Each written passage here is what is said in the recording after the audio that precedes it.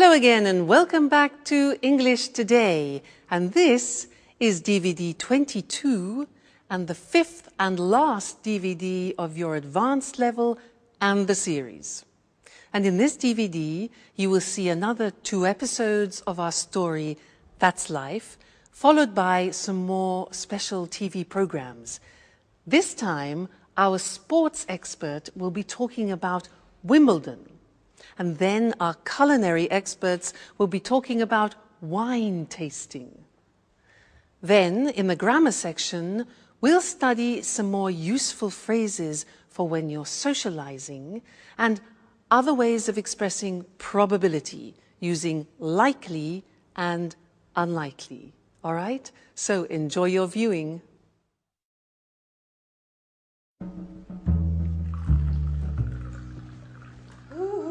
Anne! Hi. I'm so happy you have accepted my invitation. What a strange voice you have. I almost wouldn't have recognized you. It's the thrill. You can't imagine how I've longed for this moment. Oh, really? You don't say. To be truthful, I'm rather emotional myself. Oh, I'm glad you feel that way. Slow down, boy.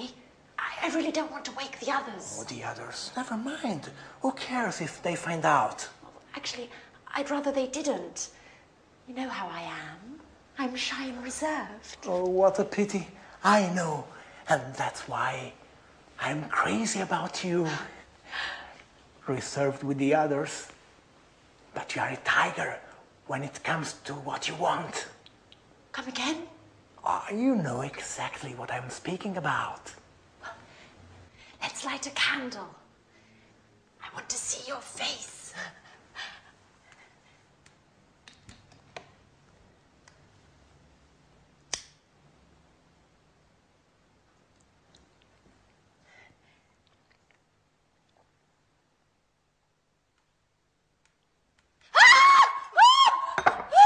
What are you doing here? Anne, it's me. Don't worry. Our date, you don't remember. Oh, you are a little nervous. Come here, baby. Oh, let go of me. Let go. Don't you dare touch me. Oh, you should be ashamed of yourself.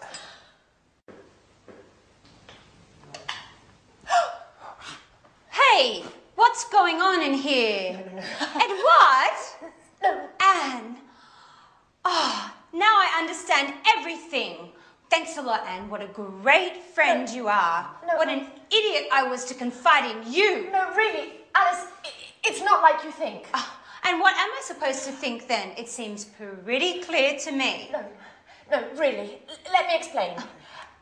I thought it would be Jack. What does Jack have to do with it? Why did you leave me this note in my napkin the other day? Edward, it was me who wrote you that note. I can't believe you don't get it. But the poetry and the roses, that was you. Sorry about that. I thought... I'm so sorry. What an amateur you are, Edward.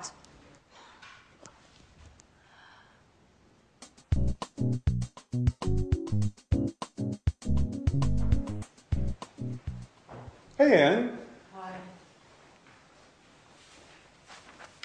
Have you read the paper? There's an article about Peter. Our singer has become famous. No, I haven't read it. To tell you the truth, I'm really not interested. What a pity. It's very interesting. Hey, Alice. Hi, Alice. Take a peek at the paper. There's an article about Peter. Whoopee. Glad to hear it. Who cares? Fun you girls are. It's quite the pleasure to hang out with you. Edward, at least you'll be interested. Would you like to read this article about our friend Peter? Actually, I wouldn't, Jack. Would somebody explain what's going on? I have never seen so many long faces. You and your expert advice.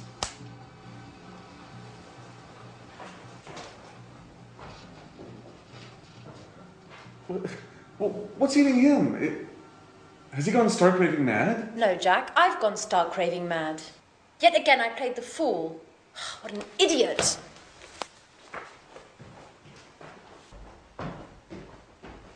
Okay, Alice, at least you'll explain what's going on. I'm in the dark here. It's a long story, Jack. A horrible mess. It all began with a misunderstanding. Well, I'm all ears. Go on, Alice, do tell.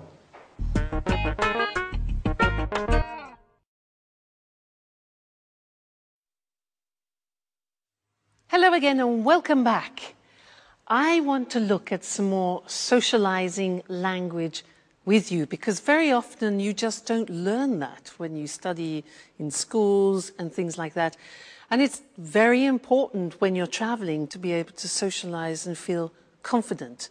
What I'm going to do is some of the things are new, some of the things you already know. Now, I'm going to say something to you and I want you to think about how we use these particular phrases. All right, so let's start. Now, if I say to you, never mind, don't worry, never mind, don't worry, when do we use that?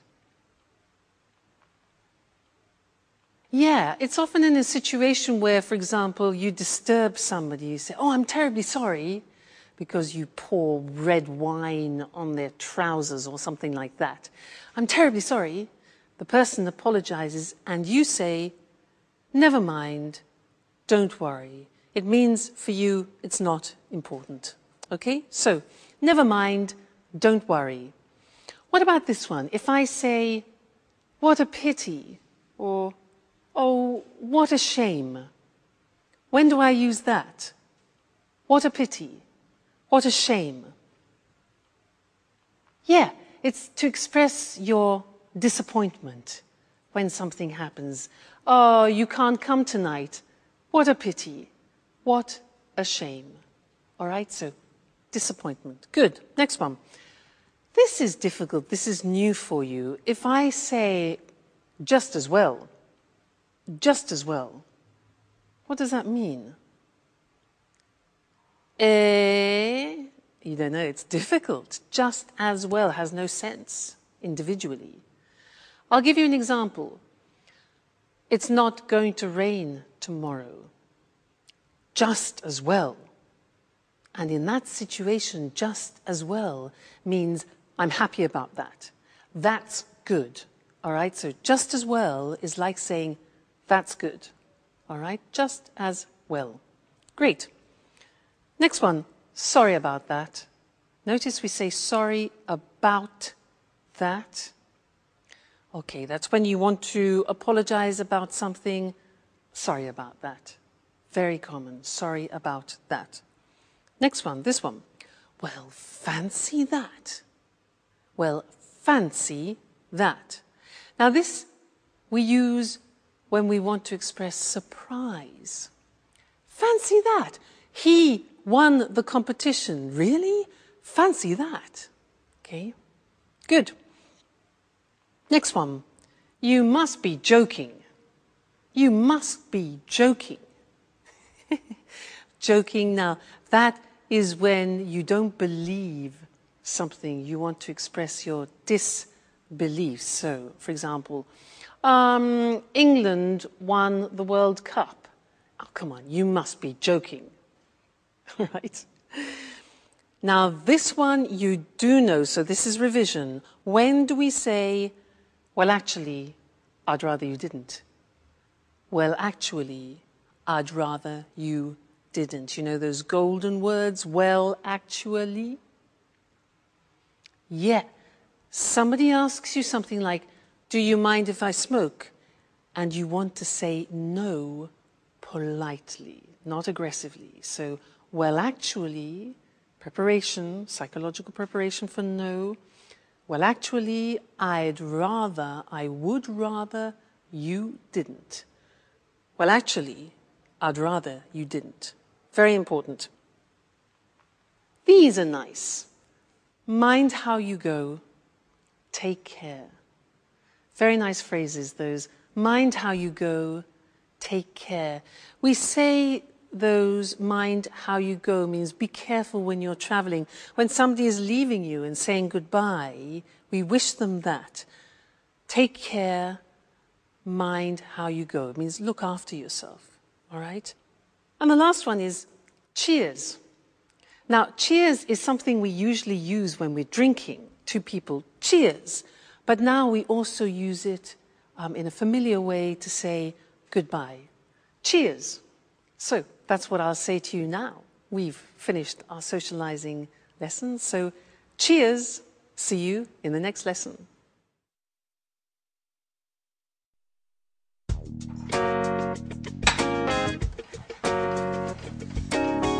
Hi, Anne. Have you got a minute? Hi, Jack. I'd like to have a word.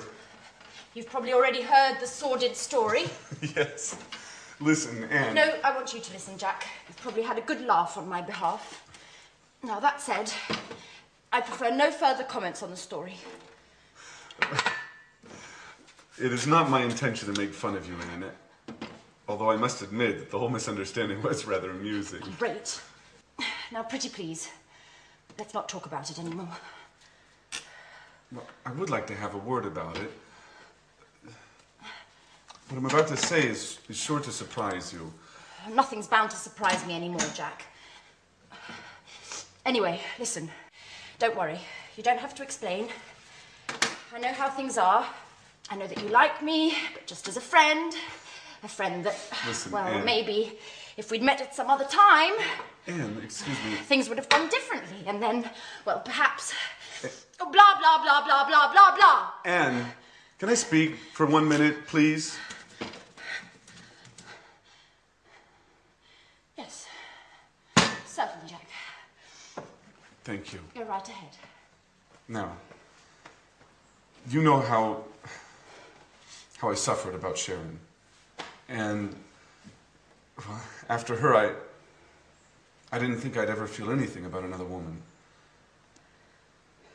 But then you came back from your holiday and I started to feel better. I didn't think about Sharon so much. What are you getting at, Jack? And it was because of you that I managed to forget about Sharon. Well, that's what friends are for, n'est-ce pas? You really don't get it, do you? Get what, Jack? Anne, I'm trying to tell you that I'm in love with you. I didn't want to believe it at first. I thought I was attracted to you because I felt so alone in the world. But then this feeling grew, and when Alice told me about Edward, I realized it should have been me to bring you those flowers. Jack, if this is some kind of a joke, it's not very amusing. No, it's the truth, I swear. We were made for each other.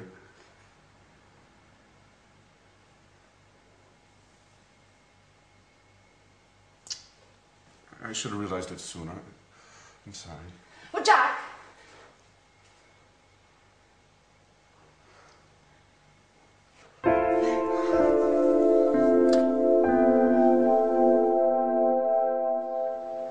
So, Edward, are you going to explain why you called us all here today? What's so urgent? Well, listen. Something marvelous has happened, to say the least. I must say I'm a little unsure about what you term marvelous. Let's put aside our differences, Alice. We should all be happy today.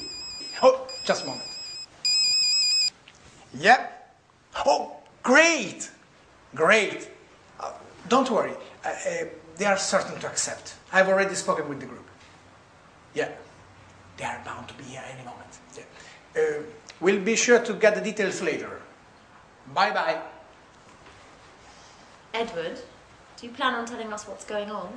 Well, you all remember that I was in touch with the producer to propose what I've filmed with you in this house.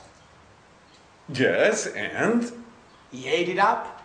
He loved you all. The house, your daily gossip, your relationships. Oh, great. They have already arrived. Excuse me for a moment. I'll get it. Who's arrived? Who? Come in. This way. Edward, what's going on, who are these people? Hold on now. Mr. Martin, the producer, has accepted my proposal. We are going to make some TV shows here. And you are going to be the stars. You are bound to become famous.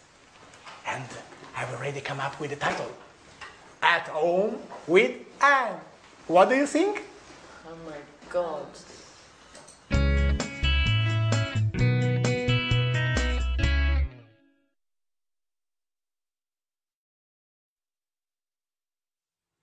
Hello again, and here we are at the last lesson.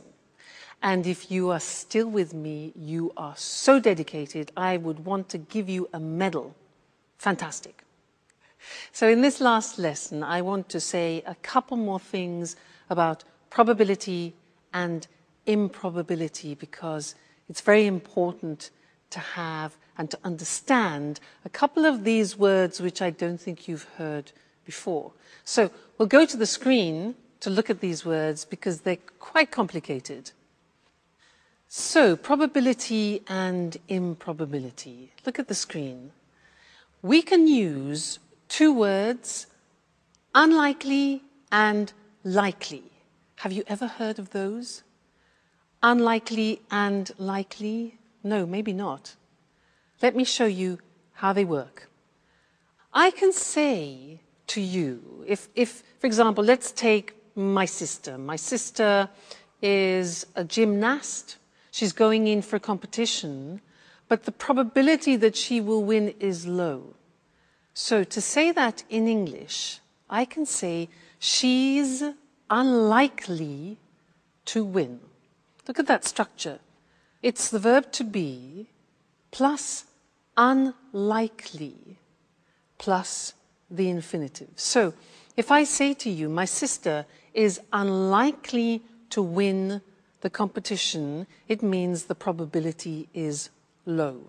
All right, so she's unlikely to win.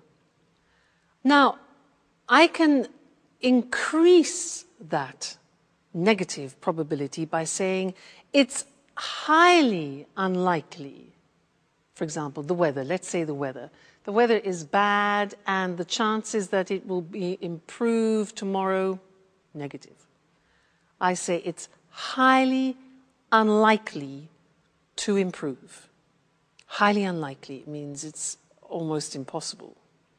So we can add highly to unlikely. You see, unusual structure this. Another example, he's unlikely to get it. All right, so I want you to think about that. Unlikely is something we use a lot in the English language. You need to recognize it and to use it yourselves. Now let's move on to real probability, expressing real probability. In English, we can use the word certain, sure. These are words that you already know. But there's another word which I don't think you know, and it's bound, from the verb bind, bound, bound.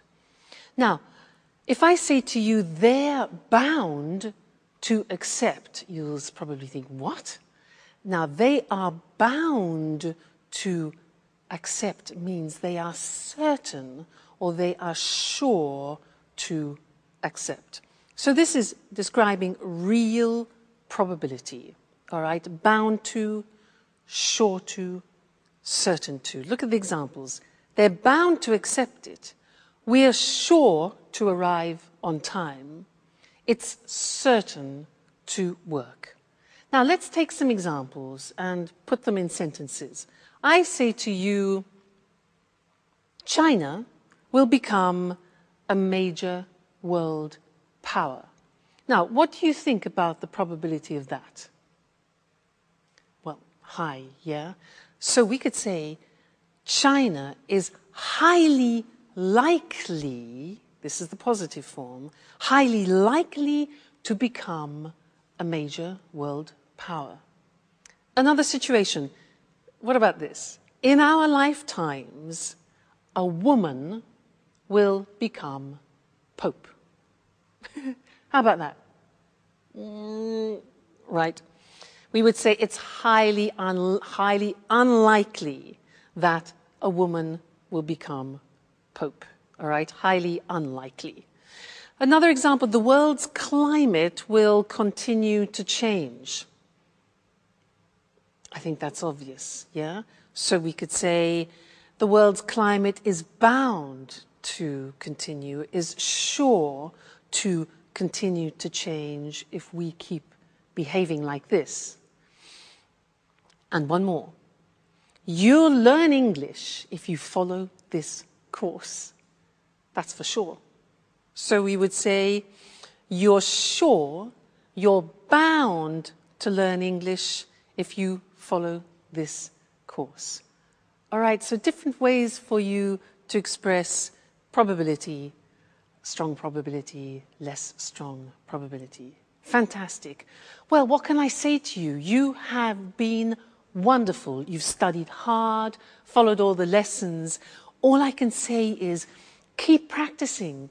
Go to England, go to America, go to Canada, go on a holiday, speak to tourists, speak to friends, do courses, keep reading. It's important. You know, English is an important language.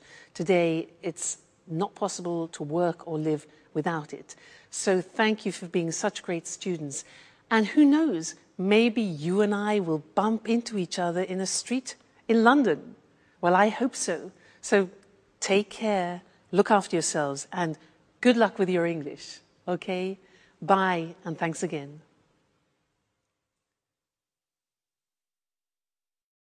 The tennis tournament that for many years insisted players wear only white. The tournament where the game's played on grass and where tradition is a key ingredient. Of course, I'm talking about Wimbledon. Good evening, I'm Eric Brown, and here in the studio with me to tell us more about this famous championship is John Forbes, our sports expert. Welcome, John. Good evening, Eric, and hello, everyone. So, John, can you tell us just why Wimbledon is by far the world's most prestigious tennis tournament?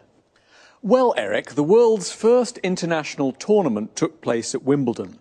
Today, of course, there are many international tournaments, but Wimbledon has managed to retain a special place in the hearts of tennis fans and most players around the world. And when did the first championship take place? The first tournament took place in 1877, and there were a couple of hundred spectators. Today, nearly 500,000 people go to watch the tennis, and in addition, millions worldwide follow the games on television, radio, and via the internet. For many years, players used to wear white on court. No other colours were allowed. This has changed today, though. And the grass courts? Well, yes, it may be hard to believe, but the games are still played on natural grass. Obviously, a great deal of care and attention goes into getting the grass to the state of perfection. For example? For example, 1 ton of grass seed and 3 million litres of water a year, and a team of 14 groundsmen. 14? Yes, 14. But you know, Wimbledon's famous grass surface can cause problems. What sort of problems? Today, very few top-level championships are played on grass. The world's top players just aren't used to playing on grass anymore. And some top players really dislike grass. Were grass courts more common in the past? Yes, they were. 3 of the 4 Grand Slam tournaments used to be played on grass. I guess the one exception was the Roland Garros tournament in Paris. That's always been played on clay, right? That's right, Eric, but the Australian and the US Opens, which were originally played on grass, have now switched to surfaces requiring less maintenance, leaving only Wimbledon with the surface on which tennis originated. And what difference does the surface make? Actually, it makes a big difference, Eric. On grass courts, for example, serves can be very, very fast, over 210 kilometres per hour, and the ball tends to bounce lower than on other surfaces, giving attacking players an advantage. And the alternatives? One alternative is the clay surface of the courts of Roland Garros in Paris. Here, compared with Wimbledon, the game tends to be slower and the ball bounces higher, giving the defensive players the advantage. Fascinating. Okay, thank you, John. One last question. Where exactly is Wimbledon? Wimbledon is a pleasant, leafy suburb in southwest London. Obviously, it's famous all around the world for the tennis championships that take place there every summer. Okay, thank you again. Thank you. Goodbye. And goodbye to you, and see you again next week for another edition of Sports Special. Today's topic was one of the most important tennis tournaments in the world. A tournament is a sports competition. Did you know the first Wimbledon Tennis Championship took place in 1877? To take place means to happen in a certain location. A championship is like a tournament. There are a series of games and there is a winner, a champion. Today, Wimbledon has nearly 500,000 spectators. Spectators are people who watch something from a short distance. And millions of viewers follow the championship on TV. Viewers are people who watch something on TV. We can also say to follow something on TV. A person who plays tennis is called a tennis player. Tennis is played on a tennis court. The Wimbledon Championships are played on grass courts. Tennis courts with a grass surface. They require a lot of maintenance. Maintenance means care and looking after. The other three famous Grand Slam tournaments are all played on clay courts. A clay court has a fine red earth surface. The first shot in tennis is called a serve. A series of shots between players is called a rally. When the ball hits the ground, we say it bounces. The ball tends to bounce higher on clay courts and it bounces lower on grass courts. To tend to do something, this means it has a habit of doing something. On grass courts, the game tends to be faster. Wimbledon is a leafy suburb in South London. A suburb is an area of houses away from the city centre. And leafy means there are a lot of trees. That's about it for today. I'll see you on Sports Special next week. Bye-bye. Welcome to all our viewers.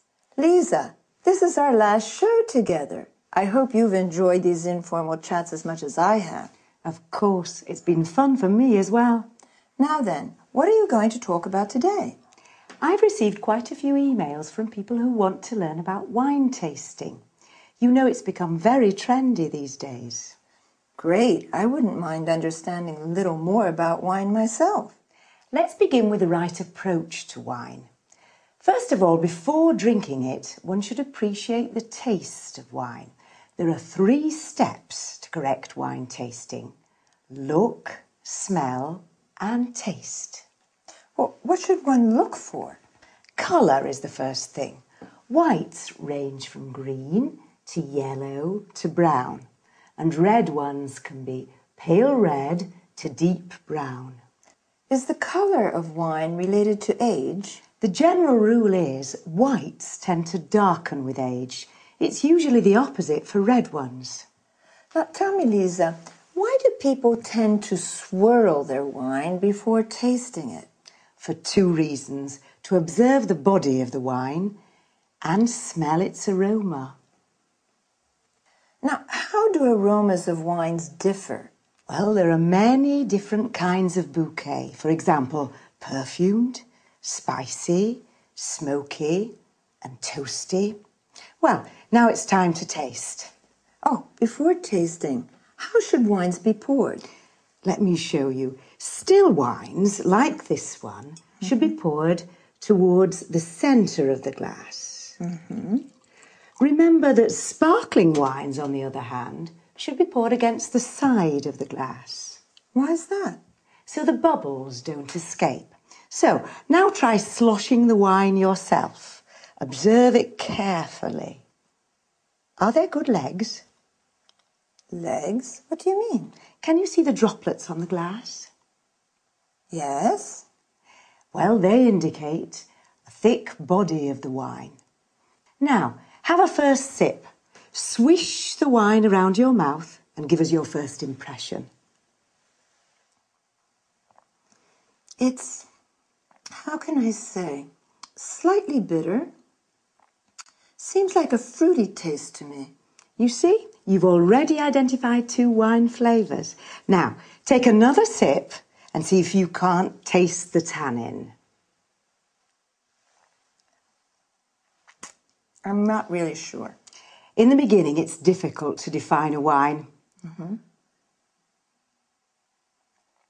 This is, without a doubt, a round, full-bodied wine. Now, I notice you chose this glass for red wine. What are those glasses for? This glass for red wine is called a Rhine glass. This tulip-shaped glass is for white wines, and that flute is for sparkling wines. And those items over there are the basic wine utensils, aren't they? Yes, this is a corkscrew, and this is a foil cutter.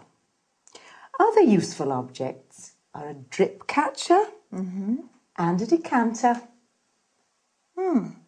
Well, I'm sure there's a myriad of things that we could say about wine, but unfortunately our time is up.